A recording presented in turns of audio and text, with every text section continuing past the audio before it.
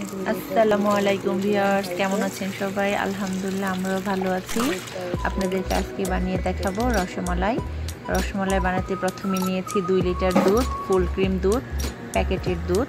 আপনারা চাইলে গরুর দুধও নিতে পারেন, তবে প্যাকেটের দুধ দিয়ে বানালে রেজাল্ট ভালো আসবে, ক্রিমি হবে।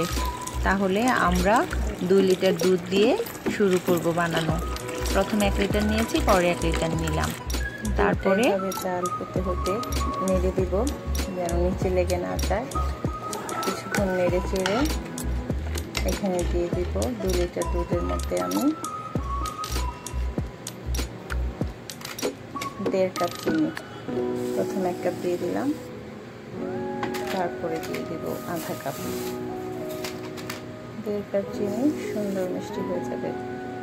তার মধ্যে দিব 7-8টা এলাচ গুঁড়া। সুন্দর করে গুঁড়াটা দিলে ফ্লেভারটা খুব ভালো আসে। এখন এটা নেড়ে চেড়ে গরম গুছিয়ে রেখে দিব। তারপর এখন আমরা রসের মালাইগুলি তৈরি করতে যাচ্ছি। আমি এখানে ডোটা বানানোর জন্য নিয়ে নিচ্ছি 2 কাপ পরিমাণ গুঁড়া দুধ, 2 কাপ গুঁড়া দুধ, তারপর 2 কাপ দুধ নিয়েছি। তারপর দিয়ে দিব 1 টেবিল চামচ ময়দা,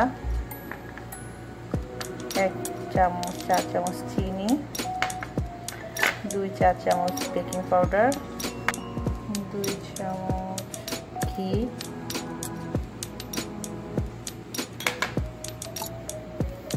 দিয়ে দিব 2টা ডিম।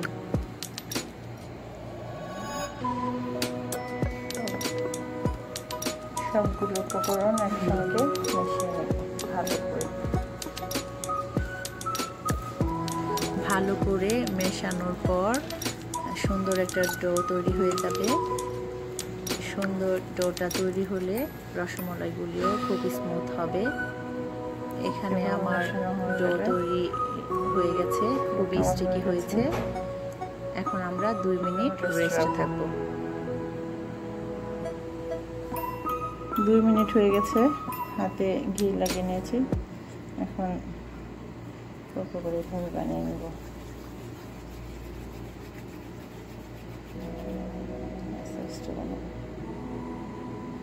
ওভাল শেপ এক এক করে একই সাইজের সবগুলি রসমালাই বানিয়ে নেব।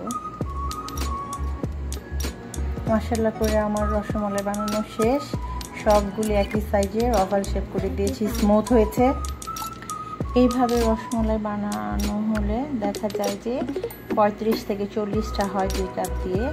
আমি এইভাবে বানানোর চেষ্টা করেছি, ইনশাল্লাহ আপনারাও বানাবেন, আশা করি ভালো হবে। বাকিটা দেখা যাক।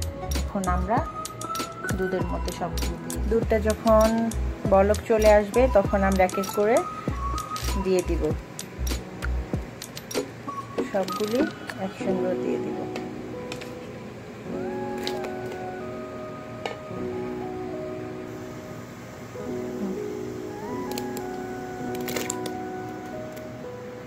সবগুলি দেওয়া শেষ। এখন নেড়ে চেড়ে দিব, নেড়ে চেড়ে অপেক্ষা করব।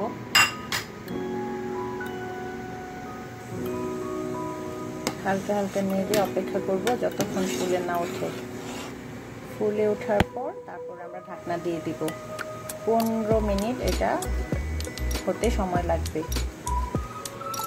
ভিউয়ার্স দেখেন, বলক উপর উঠে গেছে এবং এটা বেশ ফুলে উঠেছে। এখন আমরা ঢাকনা দিয়ে দিব। ঢাকনা দেওয়ার পর 15 মিনিট যেহেতু লাগবে এটা হতে, 5 মিনিট পর পর চেক করব কি অবস্থা। রসমালাইগুলি বেশ ফুলে উঠেছে। এখন আমরা ঢাকনা দিয়ে দিব এবং 5 মিনিট পর পর চেক করব। আপনারা দেখতে থাকেন। ঢাকনাটা আমি দিয়ে দিব। ঢাকনার উপর দিয়ে দেখা যাবে কি অবস্থা।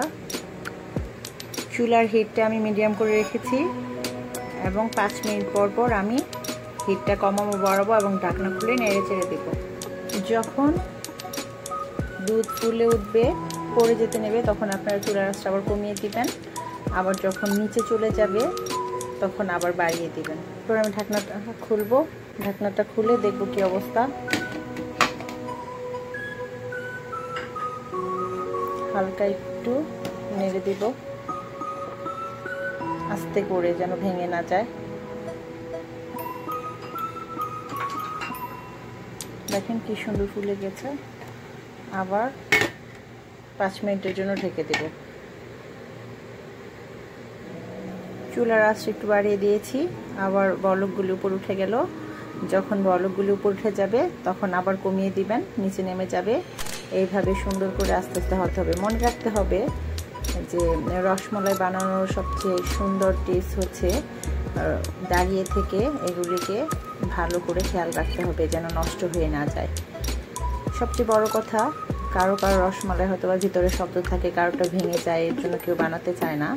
কিন্তু এই মিষ্টি বানাতে হলে সবসময় খেয়াল রাখতে হয়, একবার দুবার তিনবার না হলেও বারবার চেষ্টা করতে করতে একসময় হয়ে যাবে ইনশাল্লাহ। তাই আপনারা একবার বানালে যদি না হয় চেষ্টা করে যাবেন, ইনশাল্লাহ হবে। আর ফার্স্ট চান্সে হয়ে গেলে তো আলহামদুলিল্লাহ। তাহলে আমি ঢাকনাটা আবার খুলবো 5 মিনিট পর। ভিউয়ার্স দেখেন বলক উঠে যাচ্ছে উপরে, তাই আমি ঢাকনাটা এখন খুলে দিব। ঢাকনাটা খুলে আমি এটা চুলার আঁচটা কমিয়ে দিব। কমানোর পর দেখা যাবে রসমালাইগুলি খুব সুন্দর ফুলে আছে। তারপর আবার একটু বাড়িয়ে দিব, আমি আর একটু নাড়ব। এইভাবে যদি আপনারা করেন ইনশাল্লাহ কারোরটা নষ্ট হবে না, সুন্দর ভিতরে সফট হয়ে যাবে। এগুলি রান্না করতে বানাতে 15 মিনিট সময় লাগবে। আস্তে আস্তে আস্তে আস্তে ধৈর্য নিয়ে বানাতে হবে, ইনশাল্লাহ হবে। রসমালাইগুলি নেড়ে চেড়ে আরও 5 মিনিটের জন্য আমি ঢাকনা দিয়ে রাখবো।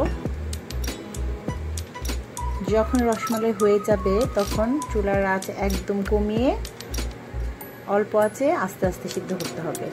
অপেক্ষা করছি। মাশাআল্লাহ, এক একটা রসমালাই ফুলে দ্বিগুণ হয়েছে, খুবই সুন্দর হয়েছে। এক এক করে রেখে দেবো। কতটা পরিষ্কার বড় বড় হয়েছে, মশলা করে অনেক বড় হয়েছে সাইজ। আমি 6 ঘন্টা রেখেছি দুধের মধ্যে ভিজিয়ে।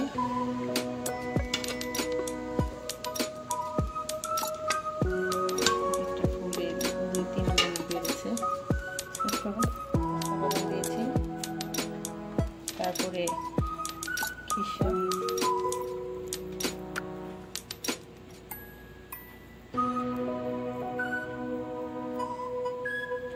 একটা রসমালাই আমি কেটে আমার বেবিকে খাওয়াচ্ছি।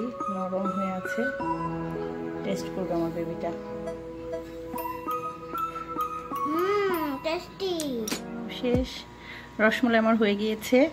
বাদাম, জাফরান এবং সরের খিসা দিয়েছি, খুবই টেস্টি হয়েছে। সবাই ট্রাই করবেন, খেতে অবশ্যই ভালো লাগবে ইনশাল্লাহ। চিপস সহ এই রেসিপিটা আপনাদের জন্য বানিয়েছি। সবাই ইনশাল্লাহ আমাকে সাবস্ক্রাইব করবেন, কমেন্ট করবেন, লাইক করবেন এবং শেয়ার করবেন সবাইকে, যেন সবাই পারফেক্টভাবে এভাবে রসমালাই বানাতে পারে। আবারও দেখা হবে ইনশাল্লাহ। আল্লাহ হাফেজ। দোয়া করবেন সবাই।